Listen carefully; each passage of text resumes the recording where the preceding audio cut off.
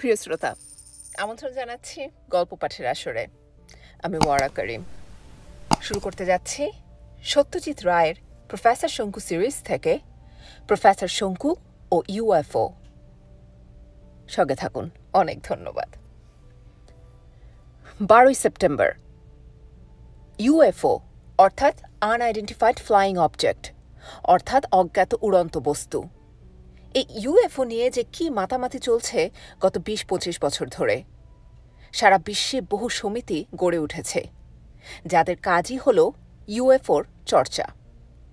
কত রকম ছবি যে সংগ্রহ করা হয়েছে এবং কাগজে ছাপানো হয়েছে এই উড়ন্ত বস্তুর তার হিসেব নেই। এইসব সমিতির সভ্যরা মনে প্রাণে বিশ্বাস করেন যে ভিন গ্রহের প্রাণীরা হরদম রকেটে করে উড়ে এসে পৃথিবীতে হানা দিয়ে আবার অদৃশ্য হয়ে যাচ্ছে। ছবি যা বেরোয় তার 90% দেখা যায় এই রকেটের চেহারা হলো একটা উল্টানো মালসার মতো, যার জন্য এর নাম হয়েছে ফ্লাইং সসার। এই একটা কারণেই আমার কাছে সমস্ত ব্যাপারটা বুজরুকি বলে মনে হয়। এত রকম গড়ন থাকতে বারবার ওই একই রকম গড়ন হবে কেন? পৃথিবী থেকে মহাকাশে যেসব যান পাঠানো হয়েছে তার একটা চেহারাও তো এরকম নয়। আমি নিজে একবার মিশরে একটা ইউএফওর সামনে পড়েছিলাম। সে ঘটনা আমি আগেই বলেছি। সেটার আকার ছিল পিরামিডের মতো, তাই উড়ন্ত পিরিচের কথা শুনলেই আমার হাসি পায়। এত কথা বলার কারণ এই যে সম্প্রতি দুটি ইউএফওর ছবি কাগজে বেরিয়েছে। একটি সুইডেনের অস্টারমন শহর থেকে তোলা, আর আরেকটি তোলা খাস লেনিনগ্রাড থেকে। বোঝাই যায় দুটি একই রকেটের ছবি, যদি সেটা রকেট হয়ে থাকে, এবং কোনোটাই দেখতে মালসার মতো নয়। এই বিশেষ বস্তুটির আকৃতি মোটেই সরল নয়, কাজেই তাদের বর্ণনা দেওয়াও সহজ নয়। সেই কারণেই এটাকে মহাকাশযান বলে বিশ্বাস করা কঠিন নয়। সুইডেনের আকাশে বস্তুটি দেখা যায় 2 সেপ্টেম্বর, আর লেনিনগ্রাডে 3। ইউরোপের অন্য জায়গা থেকেও দেখা গেছে বলে খবর এসেছে, তবে আর কোথাও থেকে এর ছবি তোলা সম্ভব হয়নি। বলা বাহুল্য, এই দুটি ছবি বেরোবার ফলে যারা ইউএফওতে বিশ্বাসী তাদের মধ্যে গভীর চাঞ্চল্যের সৃষ্টি হয়েছে। আমি বছর 10 আগে পর্যন্ত রেডিও তরঙ্গের সাহায্যে অন্য গ্রহের প্রাণীর সঙ্গে যোগ স্থাপনের একটা চেষ্টা চালিয়েছিলাম এবং কিছুটা সফলও হয়েছিলাম। একটা বিশেষ কারণে এই কাজ আমাকে বন্ধ করতে হয়। সেই কারণটা বলি। 10 বছর আগে জেনিভাতে একটা বৈজ্ঞানিক সম্মেলন হয়, যেখানে আলোচনার প্রধান বিষয় ছিল অন্য গ্রহের সঙ্গে যোগ স্থাপন। আমি সেখানে আমার গবেষণার কথাটা একটা লিখিত বক্তৃতায় প্রকাশ করি। জ্ঞানী গুণী যারা উপস্থিত ছিলেন তারা সকলেই আমার লেখাটার খুব প্রশংসা করেন। গিরিডিতে বসে আমার সামান্য যন্ত্রপাতি নিয়ে আমি যে এই দুরূহ কাজে এতদূর অগ্রসর হতে পেরেছি, এতে সকলেই বিস্ময় প্রকাশ করেন। বক্তৃতার পরের দিন সম্মেলনের অতিথিদের জন্য জেনেভা হ্রদে নৌবিহারের বন্দোবস্ত হয়েছিল। স্টিমারে ডেকে লাঞ্চের জন্য টেবিল পাতা হয়েছে।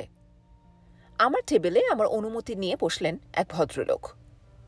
বয়স আন্দাজ 55, লম্বা একহারা চেহারা, শীর্ণ বিবর্ণ মুখের সঙ্গে মাথার একরাশ মিশকালো চুলে বৈসাদৃশ্যটা বিশেষ করে চোখে পড়ার মতো। জিজ্ঞেস করাতে বললেন তার নাম রোডলফো কার্বোনি। তিনি একজন পদার্থবিজ্ঞানী, বাড়ি ইটালির মিলান শহরে।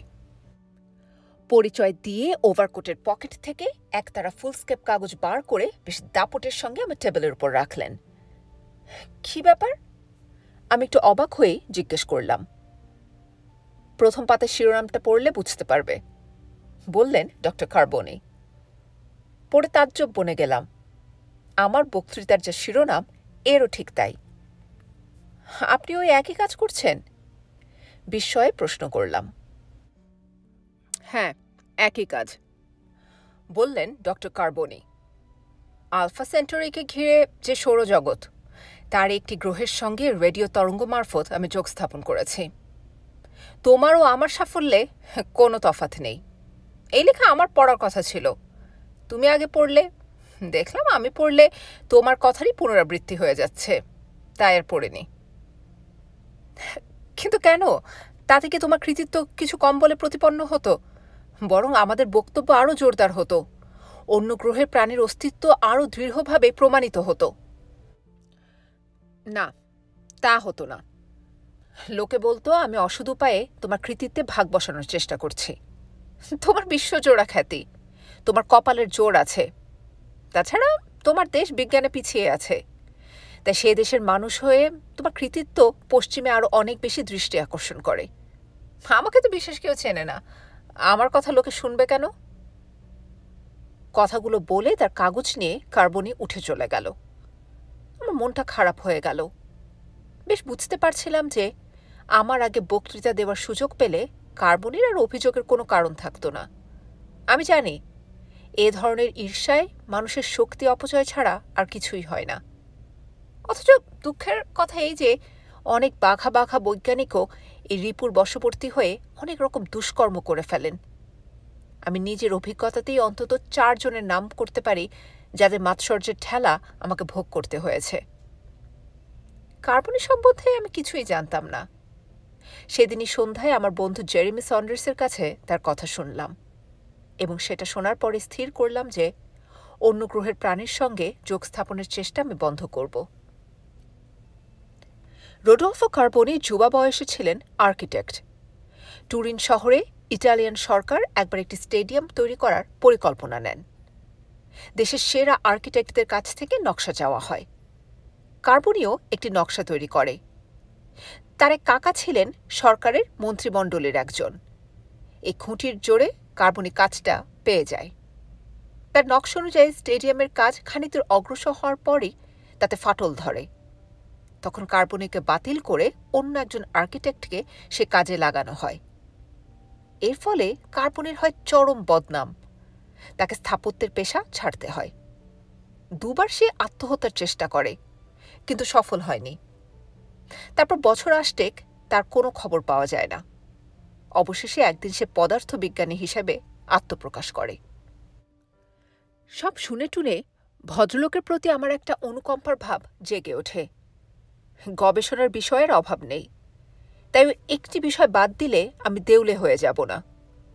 আমি কার্বনিকে চিঠি লিখে আমার এই বিশেষ গবেষণাটি বন্ধ করার সিদ্ধান্ত জানিয়ে দিই।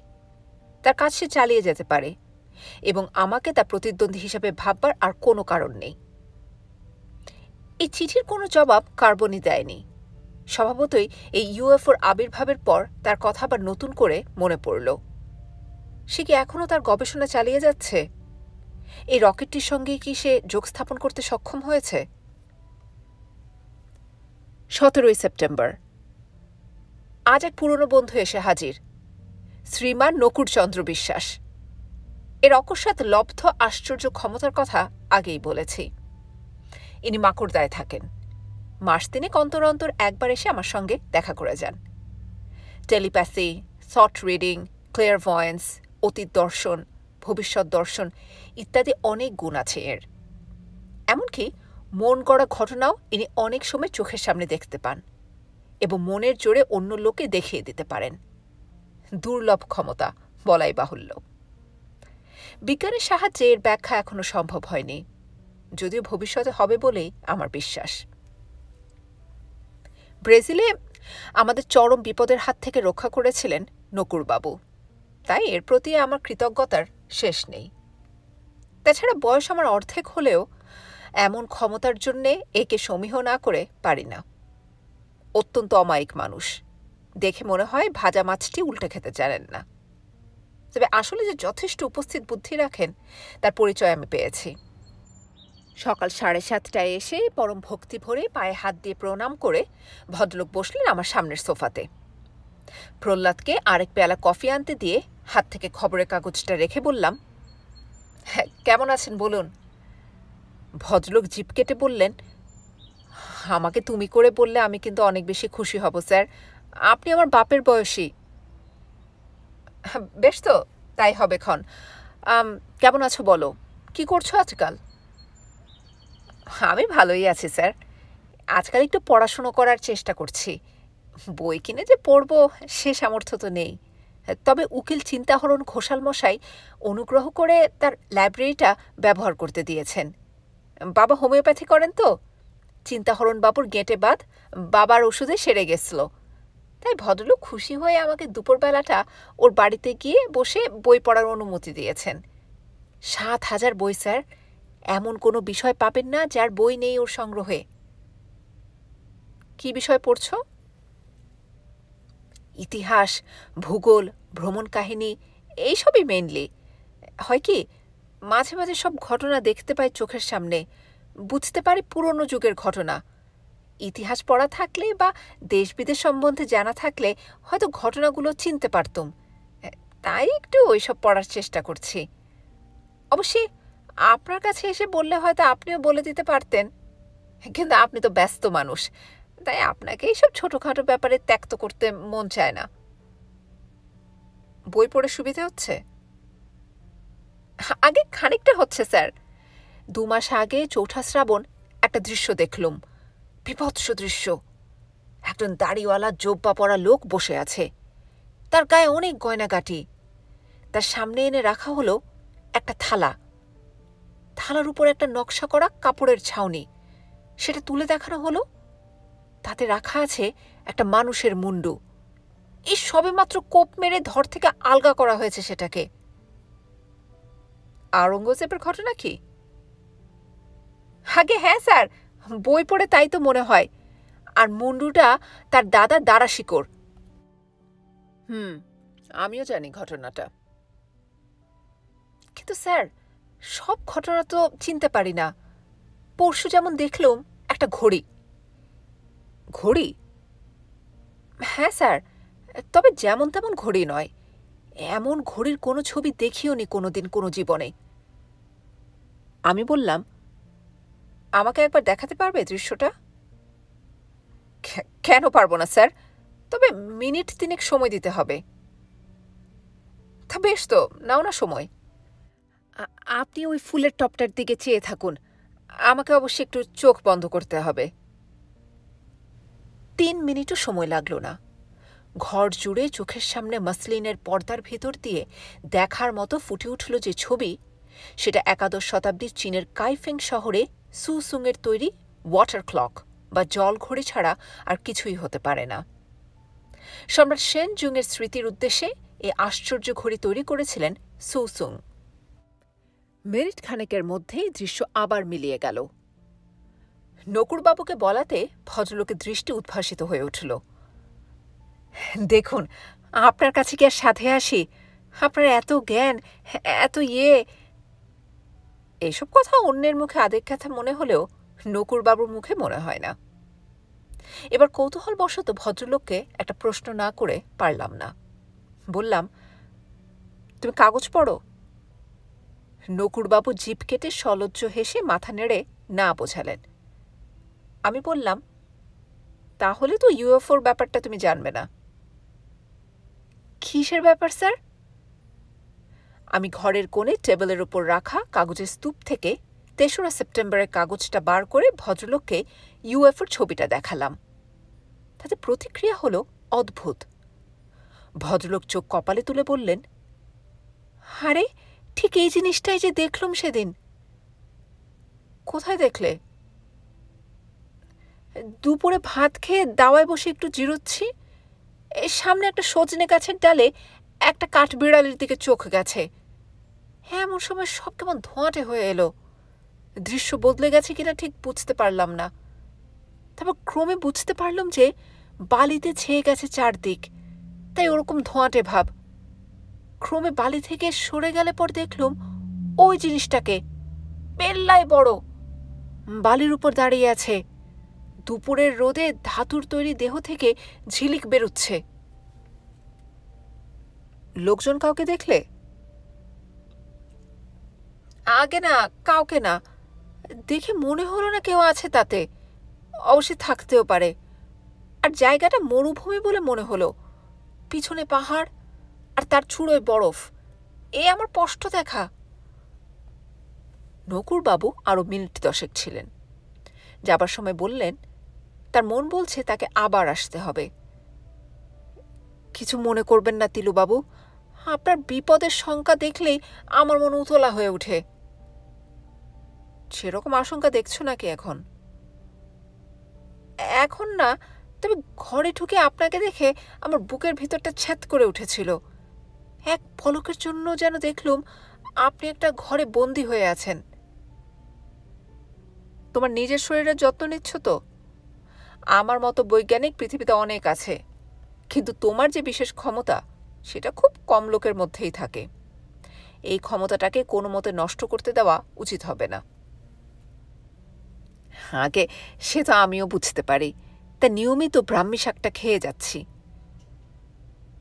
বেশ, কিন্তু যদি কখনো মনে হয় কোনো কারণে ক্ষমতা কমে আসছে, তাহলে আমাকে জানিও। আমার একটা ওষুধে তোমার কাজ দিতে পারে। কি ওষুধ? নাম সেরিব্রিল্যান্ট। মাথাটা পরিষ্কার ও অনুভূতিগুলোকে সজাগ রাখে। নকুরবাবু চলে যাবার সময়ও বলে গেলেন যে কোনো প্রয়োজনে তাকে একটা পোস্টকার্ড লিখে দিলেই তিনি চলে আসবেন। 25শে সেপ্টেম্বর। এক হৃদয় বিদারক সংবাদ আমার মন থেকে ইউএফওর সমস্ত চিন্তা দূর করে দিয়েছে। গ্রিক সভ্যতার অন্যতম শ্রেষ্ঠ নিদর্শন পার্থেনন ধ্বংস হয়ে গেছে। কথাটা নিজেই লিখে নিজেই বিশ্বাস করতে পারছি না। পার্থেনন আর নেই। অ্যাথেন্স শহরের মধ্যে অ্যাক্রোপোলিস পাহাড়ের উপর 2000 বছর আগে তৈরি করা এই মর্মর প্রাসাদ পুরাকালে যা ছিল দেবী অ্যাথেনার মন্দির। ফিডিয়াস, একটিনাস, ক্যালিক্রেটিস ইত্যাদি মহান গ্রিক ভাস্কর ও স্থপতির নাম যার সঙ্গে জড়িত, যার অতুল সৌন্দর্যের সামনে পড়ে মানুষের মন আপনা থেকে শ্রদ্ধায় ভরে আসে, সে পার্থেনন আর নেই। এটা যেন মন কিছুতেই মানতে চায় না। অথচ খবরটা সত্যি। রেডিও, টেলিভিশন ও খবরের কাগজ মারফত খবরটা সারা পৃথিবীতে ছড়িয়ে পড়ে সবার মনে হাহাকার তুলেছে। এই মর্মান্তিক দুর্ঘটনার সঠিক কারণ এখনো পর্যন্ত জানা যায়নি। ঘটনাটা ঘটে মাঝরাত্রে। এক প্রচণ্ড সংঘর্ষের শব্দে অ্যাথেনবাসীর ঘুম ভেঙে যায়। স্বভাবতই প্রায় সকলেই তাদের ঘরের বাইরে চলে আসে। সেদিন ছিল কৃষ্ণপক্ষের দ্বিতীয়া। যারা অ্যাক্রোপলিসের কাছে থাকে তারা চাঁদের আলোয় দেখে পাহাড়ের উপর তাদের প্রাচীন সভ্যতার প্রতীকটি আর নেই। তার জায়গায় পড়ে আছে লক্ষ লক্ষ চূর্ণ বিচূর্ণ শ্বেত পাথরের টুকরো। কোনো সন্ত্রাসবাদী দলের পক্ষে শক্তিশালী বিস্ফোরকের সাহায্যে কাজটা সম্ভব কিনা সে নিয়ে প্রশ্ন উঠেছে, তবে কোনো উত্তর পাওয়া যায়নি। আজ আর কলম সরছে না, লেখা শেষ করি। 27শে সেপ্টেম্বর। আজ এক অদ্ভুত চিঠিতে মনটা আবার ইউএফওর দিকে চলে গেছে। আমার জার্মান বন্ধু উইলহেম ক্রোল সম্প্রতি সরকারি আমন্ত্রণ পেয়ে চীন সফরে গিয়েছিল। সে খবর সে আমাকে আগেই দিয়েছে। সিংকিয়াং অঞ্চলে বৌদ্ধ সভ্যতার প্রাচীন নিদর্শনগুলো ঘুরে দেখা ছিল এই সফরের একটা প্রধান উদ্দেশ্য। পিকিং থেকে ক্রোল একটি চীন প্রত্নতাত্ত্বিক দলের সঙ্গে চলে যায় সিংকিয়াং। বিংশ শতাব্দীর গোড়ার দিকে ভারতবর্ষের প্রত্নতাত্ত্বিক বিভাগের পক্ষ থেকে বিখ্যাত পর্যটক স্যার ওরালস্টাইনও গিয়েছিলেন সিংকিয়াংয়ে। তখন এই অঞ্চলকে বলা হতো চীন তুর্কিস্তান। তাকলামাকান মরুভূমির দক্ষিণ পূর্ব প্রান্তে টুনহুয়াং শহরের কাছে মাটি খুঁড়ে ওরালস্টাইন এক আশ্চর্য বৌদ্ধবিহার আবিষ্কার করেন। সম্প্রতি একটা প্রাচীন পুঁথি থেকে চীন প্রত্নতাত্ত্বিকরা 8ম শতাব্দীর আরেকটি প্রাচীন বৌদ্ধবিহারের কথা জেনেছেন, যেটা সম্ভবত এই তাকলামাকানের মধ্যে বালির তলায় কোথাও লুকিয়ে আছে। প্রত্নতাত্ত্বিক দল সিংকিয়াংয়ের খোটান শহরকে কেন্দ্র করে তাকলামাকানের খননের কাজ চালিয়ে যাচ্ছেন। ক্রোল আছে এই দলের সঙ্গে। ক্রোলের এই চিঠিতে অবশ্যই প্রত্নতত্ত্বের কোনো উল্লেখ নেই। সে লিখেছে,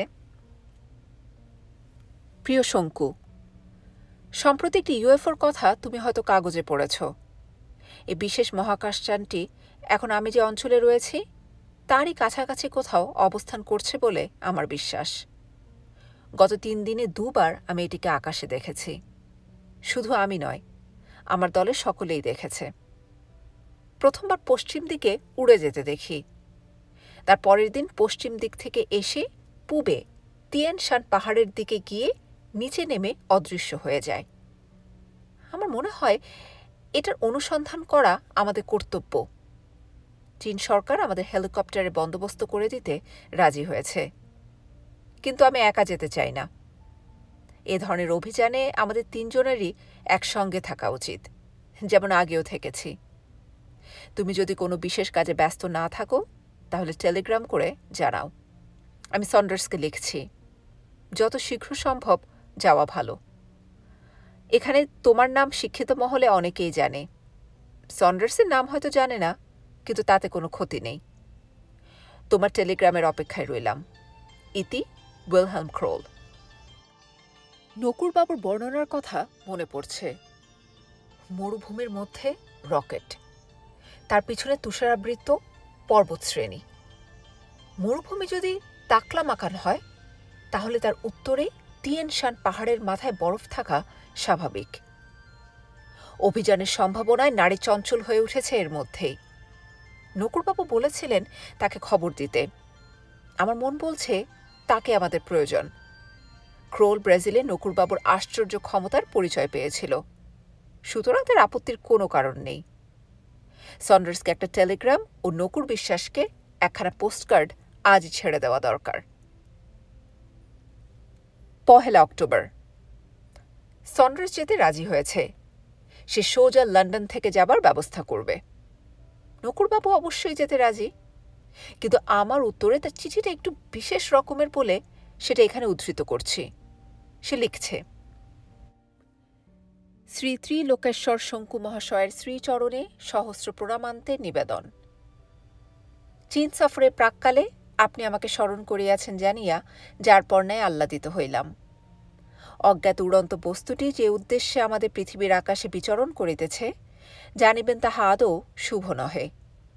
বিশেষত আপনার ন্যায় সহৃদয় ব্যক্তির মনে উহা সবিশেষ পীড়ার উদ্রেক করিবে বলিয়া আমার বিশ্বাস। আমি আপনাদের কিভাবে সাহায্য করিতে পারি তাহা এখনও জানি না, তবে গতবারের ন্যায় এইবারও যদি সহযাত্রী রূপে আপনাদের সঙ্গ লাভ করিতে পারি তবে নিজেকে পরম ভাগ্যবান জ্ঞান করিব। আপনার আহ্বানে সাড়া না দিবার কোনো প্রশ্ন ওঠে না। কবে গিরিডি পৌঁছিতে হইবে জানাইলে সেই রূপ ব্যবস্থা করিব। ইতিসেবক শ্রী নকুরচন্দ্র বিশ্বাস। পৃথিবীর অনেক জায়গায় দেখার সুযোগ হয়েছে, কিন্তু চীন তুর্কিস্তানে যাওয়া হয়নি। অরল স্টাইন ও শেন হেদিনের বর্ণনা পড়া অবধি জায়গাটা সম্বন্ধে একটা গভীর কৌতূহল রয়েছে।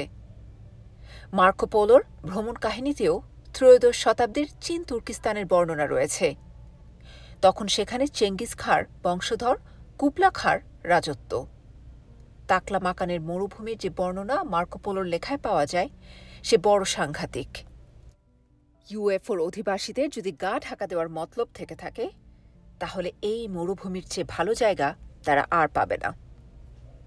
নকুরবাবুকে বলতে হবে ভালো রকম গরম কাপড় সঙ্গে নিতে, কারণ অক্টোবরে এই অঞ্চলে দারুণ শীত।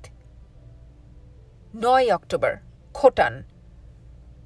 এখানে পৌঁছানো মাত্র সন্ডার্সের কাছ থেকে শোনা দুটো খবর আমাকে একেবারে মোহমান করে দিয়েছে। সবসময় দেখেছি নতুন জায়গায় এলে আমার দেহ মন দ্বিগুণ তাজা হয়ে যায়। এবারে এই খবরের জন্য আমার মন ভেঙে গেছে, হাত পা অবশ হয়ে গেছে। গত 4 দিনের মধ্যে মানুষের আরও 2টি কীর্তি ধ্বংস হয়ে গেছে। এক হলো প্যারিসের এইফেল টাওয়ার, আর আরেক হলো ক্যাম্বোডিয়ায় অবস্থিত আঙ্কোর ভাটের সুবিশাল বৌদ্ধস্তূপ। আজ থেকে 33 বছর আগে এই বৌদ্ধস্তূপের সামনে দাঁড়িয়ে আমি বিস্ময়ে হতবাক হয়ে গিয়েছিলাম। প্যারিসের ঘটনাটা ঘটে অমাবস্যার মাঝরাত্রে। এইফেল টাওয়ার মাঝখান থেকে ভেঙে পড়ার শব্দে সারা প্যারিস শহরের ঘুম ভেঙে যায়। টাওয়ারের আশেপাশে কোনো বসতি না থাকার ফলে লোক মারা গিয়েছিল শুধু 3 জন রাত জাগা মাতাল। কিন্তু তাদের প্রিয় লৌহস্তম্ভের এই দশা দেখে পরদিন সারা প্যারিস শহর নাকি কান্নায় ভেঙে পড়ে। যেখান থেকে টাওয়ারটি ভেঙেছে সেই অংশের লোহার অবস্থা দেখে নাকি মনে হয় কোনো প্রচণ্ড শক্তিশালী রশ্মি এই ধ্বংসের কারণ। অনেকেই অবশ্যই মর্মান্তিক দুর্ঘটনার জন্য দায়ী করছে ওই অজ্ঞাত উড়ন্ত বস্তুটিকে, যদিও সেদিন আকাশে মেঘ থাকার ফলে ওই বস্তুটিকে দেখা যায়নি। আঙ্কোর ভাট ধ্বংস হয়েছে লোকচক্ষুর অন্তরালে। স্তূপটি জঙ্গলের মধ্যে অবস্থিত। ঘটনা ঘটেছে বিকেলে। বিশদ বিবরণ এখনও পাওয়া যায়নি, শুধু এইটুকু জানা গেছে যে স্তূপ এখন ভগ্নস্তূপে পরিণত। সমস্ত সৌধটি মাটির সঙ্গে মিশে গেছে। চীন প্রত্নতাত্ত্বিক বিভাগের ডক্টর শেং অতি চমৎকার লোক। বয়স 40, তবে দেখে আরও কম মনে হয়। খোটানে থাকার ব্যবস্থা তিনিই করে দিয়েছেন এবং রকেট অনুসন্ধানের ব্যাপারে তিনি আমাদের সঙ্গে যাবেন বলেছেন। কিন্তু ক্রোল ও সন্ডার্সকে দেখে মনে হচ্ছে দুজনেই যেন বেশ ভয় পেয়েছে। ডিনারের সময় সন্ডার্স বলল, এই ধ্বংসের জন্য যদি রকেট দায়ী থাকে তাহলে বুঝতে হবে অসাধারণ শক্তিশালী কোনো বিস্ফোরক যন্ত্র ওদের হাতে রয়েছে। সেখানে আমরা কি করতে পারি বলো? আমাদের দিক থেকে তো কোনো আণবিক অস্ত্র প্রয়োগ করার ব্যবস্থা এত সহজ নয়। রকেটটা কোথায় রয়েছে সেটাই এখনো জানি না আমরা, অথচ আরও কত কি যে ক্ষতি করতে পারে এও তো জানা নেই। সুতরাং ক্রোলও সায় দিচ্ছে দেখে আমি আমার মনের ভাবটা প্রকাশ না করে পারলাম না। যেসব জিনিস নিয়ে সভ্য মানুষ গর্ব করে, একটির পর একটি করে সে জিনিস নিশ্চিহ্ন হয়ে যাবে, আর আমরা হাত পা গুটিয়ে বসে থাকব? এটাই যদি তোমরা ভেবে থাকো তাহলে আমি তোমাদের দলে নেই। আমি তাহলে একাই যাব তাকলামাকানে, এই শয়তানদের সন্ধানে। আমি জানি না ডক্টর সেং কি বলেন, কিন্তু আশ্চর্য এই যে সেং আমার কথায় তার ডান হাতিটা বাড়িয়ে আমার সঙ্গে করমর্দন করলেন। বললেন, ফিউডাল যুগে শ্রমিকদের খাটিয়ে এইসব সৌধের সৃষ্টি হয়েছে, তা আমি জানি, কিন্তু তাই বলে তাদের মাহাত্ম্য আমরা অস্বীকার করি না। চীনের সমস্ত প্রাচীন শিল্পের নিদর্শন আমরা সযত্নে রক্ষা করেছি। প্রত্নতাত্ত্বিক অভিযান আমরা চালিয়ে যাচ্ছি যাতে আরও প্রাচীন শিল্প আমরা আবিষ্কার করতে পারি। এই নৃশংস ধ্বংসকার্য প্রতিরোধ করা আমাদের কর্তব্য। গলায় কমফোর্টার ও গায়ে তুলোর কোটে জুবুথুবু নকুরবাবু এবার মুখ খুললেন। তিলুবাবু, আপনি কাইন্ডলি এদের ইংরেজিতে বলে দিন যে আমার মন বলছে আমাদের জয় অনিবার্য, অতএব পিছিয়ে থাকার কোনো মানে হয় না। মাকুড়দা থেকে আসার পথে স্টেশনের প্ল্যাটফর্মে এক কুলির মাথায় চাপানো স্টিল ট্রাঙ্কের ধাক্কা খেয়ে নকুরবাবুর মাথার বাঁ দিকে একটা জখম হয়েছে। ক্ষতস্থানে এখন স্টিকিং প্লাস্টার। ভয় ছিল এতে ভদ্রলোকের বিশেষ ক্ষমতা না ক্ষতিগ্রস্ত হয়। এখন তার জোর দিয়ে বলা কথাগুলো শুনে কিঞ্চিত ভরসা পেলাম, কিন্তু তার কথা ইংরেজিতে করে বলার পর দেখলাম ক্রোল ও সন্ডার্স দুজনেই নকুরবাবুর দিকে সন্দিগ্ধ দৃষ্টি দিল। বুঝলাম তারা মানতে চাইছে না ভদ্রলোকের কথা। কিন্তু শেষ পর্যন্ত ভোটে হার হল দুই সাহেবের। ঠিক হলো কাল সকালেই আমরা হেলিকপ্টারে রওনা দেব উত্তরমুখে, তাকলামাকান পেরিয়ে টিয়েনশান পর্বতশ্রেণীর উদ্দেশ্যে। 10ই অক্টোবর সকাল 8:30। তাকলামাকানের অন্তহীন বালু তরঙ্গের উপর দিয়ে আমাদের 6 জন যাত্রীবাহী হেলিকপ্টার উড়ে চলছে। আমি তারই মধ্যে বসে ডায়েরি লিখছি।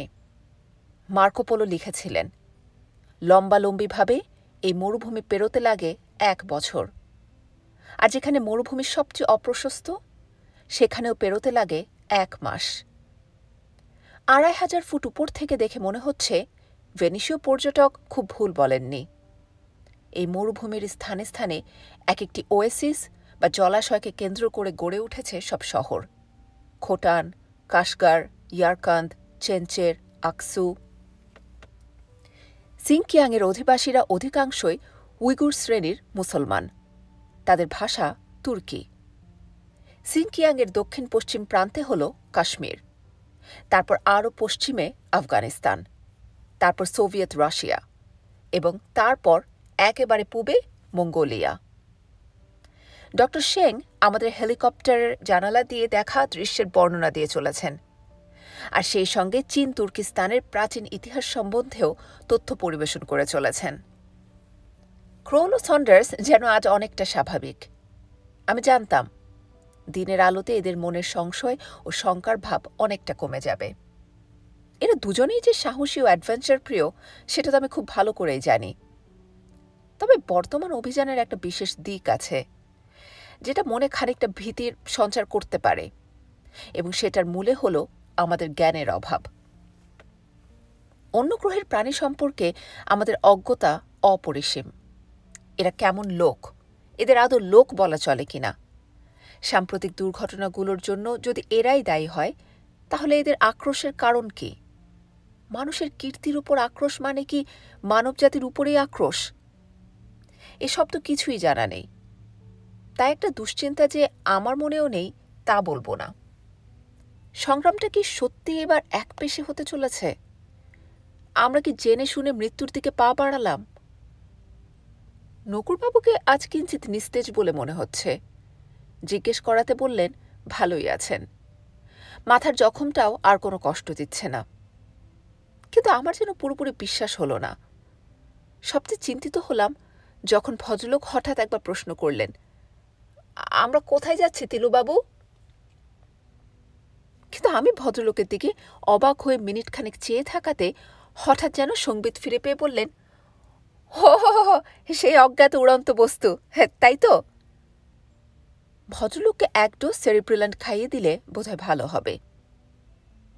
উত্তরে পর্বত শ্রেণী দেখা যাচ্ছে, কিন্তু তার এদিকে দেখা যাচ্ছে একটা বিস্তীর্ণ জলাশয়।